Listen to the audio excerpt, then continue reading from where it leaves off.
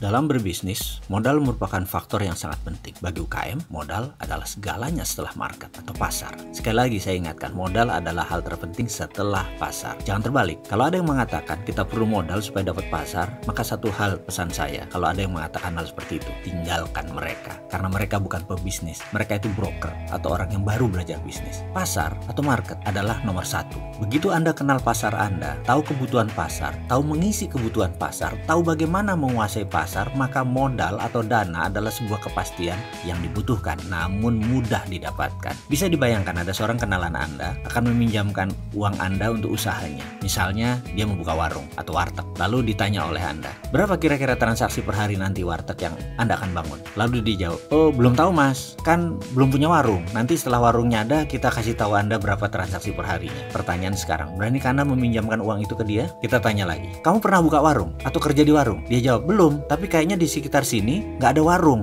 jadi pasti laku. Saya kalau cari warteg susah, jadi kalau kita buka warteg di sini pasti laku. Sekali lagi, beranikah Anda meminjamkan uang Anda kepada orang seperti itu? Atau kalau Anda diminta invest, beranikah Anda invest kepadanya? Tetapi bisa Anda bayangkan, kalau jawaban dia begini, saya 5 tahun bekerja di warteg, lalu sejak 3 tahun yang lalu saya buka warteg kecil-kecilan dengan paman saya di daerah Pamulang. Sudah jalan bagus, lalu saya sekarang ingin buka sendiri. Kebetulan ada lokasi bagus di sekitar Blok M. Karena di sana nggak ada warteg, ada tempat murah lagi kebetulan, deket terminal lagi. Jadi saya mau ambil. Kebetulan juga supir angkot langganan kami yang di Pamulang itu kan bolak-balik Blok M Pamulang. Dia cari warteg di Blok M susah. Jadi karena itu saya mau buka di sana. Kebetulan saya punya modal separuh lagi saya perlu modal. Dengan penuturan seperti itu, akankah Anda invest kepada investasinya? Jawabannya pasti iya. Bahkan secara psikologi kejiwaan Anda siap rugi bergabung bisnis dengan dia. Kenapa? Karena dia sudah mengerjakan homeworknya, sehingga kepercayaan Anda atau trust Anda naik. Jadi walaupun rugi, Anda siap bersama dia. Baik, kita lanjutkan. Saya ingin memberi pelajaran tentang arti psikologi dalam berbisnis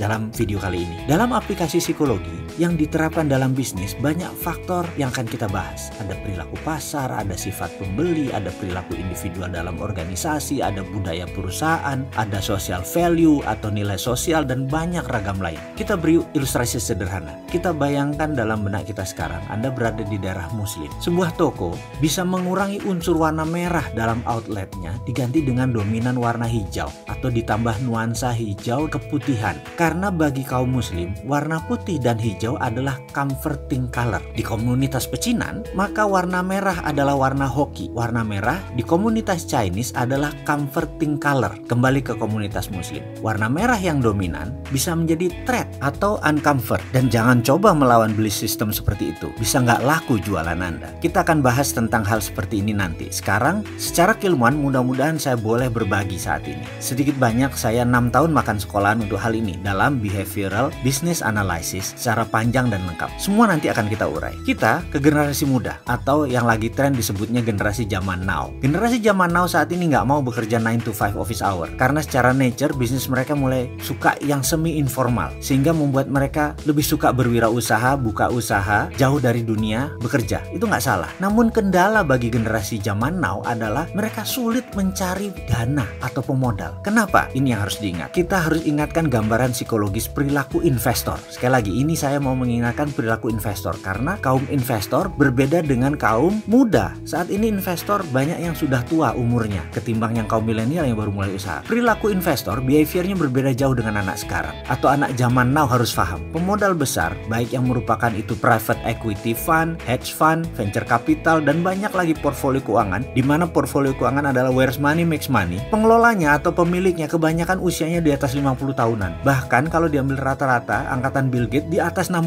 tahunan. Mereka lahir di atas tahun 55-an sampai 70-an. Itu adalah kaum investor kebanyakan usianya di sana. Di mana pada saat internet booming itu adalah masa periode angkatannya Bill Gates. Angkatan sekarang adalah angkatan pemanfaat isinya internet karena itu banyak digital. Berbisnis berbasis digital ini kebanyakan anak-anak muda. Sementara yang menguasai keuangan usianya di atas 55 tahun. Para investor semua di atas 55 tahun. Sementara sekali lagi, ciri mereka bukan gadget minded. Sementara anak muda sekarang gadget minded. Sekali lagi, ini harus diperhatikan perbedaannya. Mereka masih merupakan manusia yang membutuhkan presentasi fisik, kehadiran fisik. Mereka masih memerlukan berhadapan dengan Anda. Mereka masih melihat bagaimana Anda di meja makan. Bagaimana cara Anda berbicara dengan santai. Apa topik pembicaraan Anda. Dari sana dia bisa melihat isi isi kepala Anda. Mereka masih memerlukan melihat langsung vibrasi Anda, getaran Anda. Mereka ingin melihat body language Anda. Mereka masih ingin bertatap langsung ekspresi wajah Anda. Mereka tidak pedulikan dengan presentasi yang mengkilat, yang keren. Mereka masih ingin melihat sepatu apa yang Anda pakai, jas apa yang Anda pakai, kepercayaan diri seperti apa yang Anda ingin munculkan. Itu masih penting